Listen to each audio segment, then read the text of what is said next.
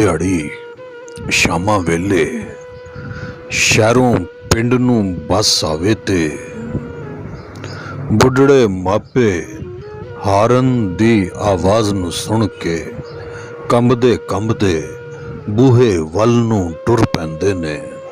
ਬੁੱਝੀਆਂ ਬੁੱਝੀਆਂ ਅੱਖਾਂ ਦੇ ਨਾਲ ਰਸਤਾ ਵੇਖਣ ਲੱਗ ਪੈਂਦੇ ਨੇ, ਪਰ ਪੁੱਤਰ ਨਹੀਂ ਵਾਪਸ ਆਉਂਦਾ।